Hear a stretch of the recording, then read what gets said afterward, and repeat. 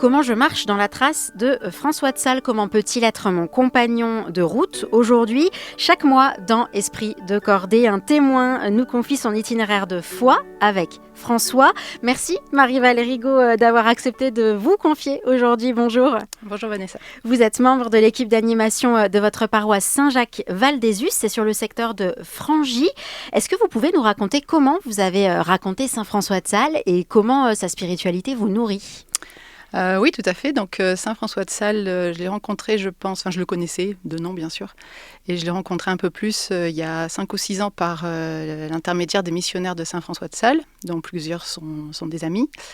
Par la suite, j'ai pu faire une retraite avec les méditations de Saint François de Sales, puis j'ai beaucoup lu de livres, et puis aujourd'hui, mon curé de paroisse est prêtre de voilà, mon accompagnateur spirituel aussi, donc ensemble, voilà, on continue à avancer. Et en relisant un petit peu ces dernières années, je peux voir que je pense que ma spiritualité, il y a quelque temps, était plus scrupuleuse et j'étais assez stricte. Je voulais vraiment faire les choses bien, à la force du poignet. Et je m'étais donné un petit programme de dévotion là. Et puis quand j'y arrivais pas, je me décourageais en me disant j'avais la petite voix, t'as pas fini ton chapelet, t'as pas fini ça. Et donc voilà, j'ai avancé comme ça. Et puis Saint François de Sales m'a décontracté. Il m'a appris la douceur et la patience envers moi-même d'abord. À pas moins me regarder moi, mais plus regarder Dieu et le laisser faire, laisser la grâce agir. Et du coup, je pense que dans ma vie spirituelle, je suis devenue plus mon amie. Maintenant, la petite voix, elle est plus encourageante. Bienveillante. Et voilà. Et puis, j'ai aussi compris l'esprit de liberté, de vraiment, de me dire...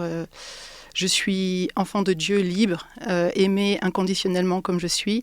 Et donc, ce que je fais, je vais le faire plus par amour que par force. Donc, voilà. Ce que j'essaie de... Par amour, rien par force, voilà, c'est chouette. Exactement. C'est un chemin, mais en tout cas, je peux relire, et me dire, aujourd'hui, je vois quand même une évolution. Spirituelle avec François de Sales, comme quoi à des siècles d'écart, et c'est l'objet de ces interviews, de voir comment il peut nous parler aujourd'hui.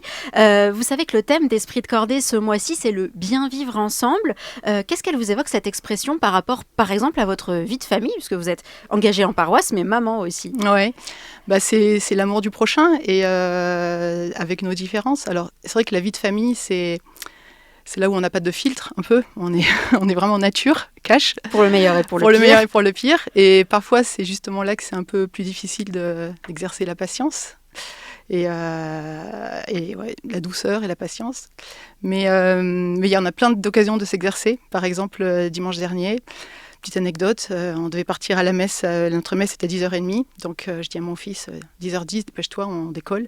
Puis à écart, j'entends qu'il était sous la douche.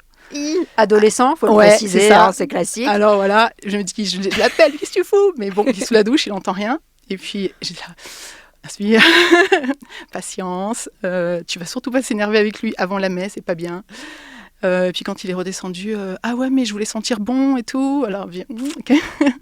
Et donc, j'ai essayé d'exercer un petit peu plus la douceur et la patience pour garder mes reproches pour après la messe. Et après la messe, j'étais plus détendue pour lui dire, prochaine fois, tu me la réveilles un peu plus tôt. Essaye d'anticiper la douche. Douceur et patience, des vertus de François de Sales. Dans le traité sur l'amour de Dieu, il nous invite à nous reconnaître comme des frères et sœurs à l'image de Dieu. Ça paraît évident comme ça, si on est tous frères et créés par lui, mais c'est pas toujours si facile à appliquer, y compris en église. Est-ce que vous pouvez nous partager des exemples de collaboration en paroisse, en diocèse ou autre, où vous avez expérimenté en église ce défi de la fraternité, de travailler et vivre ensemble en frères? Ouais, c'est vrai. En paroisse, par contre, on est vraiment une communauté de frères qui ne s'est pas choisie. Et en plus, on est tous censés s'aimer les uns les autres. A priori, pas comme dans le monde du travail où, mais c'est vrai qu'en paroisse, on se dit, là, on va tous faire quand même un effort de charité. Et ça me fait sourire parfois parce qu'on a tous un peu nos sensibilités liturgiques différentes. Et par exemple, si nous, dans la paroisse, quand il y a des messes un peu importantes, on mélange les équipes liturgiques et c'est à qui va choisir le chant, imposer son chant, entre ceux qui préfèrent les chants de l'Emmanuel ou plus les classiques des années 70. Et je pense que c'est Saint François de Sales dans l'introduction à la vie dévote, mais je ne suis pas très sûre, qui parle de acquiescer à la volonté de l'autre. Et parfois, voilà, d'arriver à se dire en paroisse, il y a plus de charité à laisser l'autre choisir le chant, plutôt que vouloir absolument imposer ma façon de voir ou ma sensibilité liturgique. Et ça, c'est un défi, je trouve, parce qu'on a, je sais pas, on a vraiment des fois, on a vraiment envie que ça se passe comme on veut, et d'accepter que la liturgie ou une célébration, ça nous dépasse, enfin ça nous échappe un peu par amour du prochain, ça c'est un défi, en tout cas pour moi. Vous avez vécu des expériences de travail en synodalité, aux Assises de la communication notamment. Vous avez vécu aussi cette idée qu'on peut fleurir là où on est planté, qu'on peut être appelé. Oui, ça c'est vraiment quelque chose qui me tient à cœur.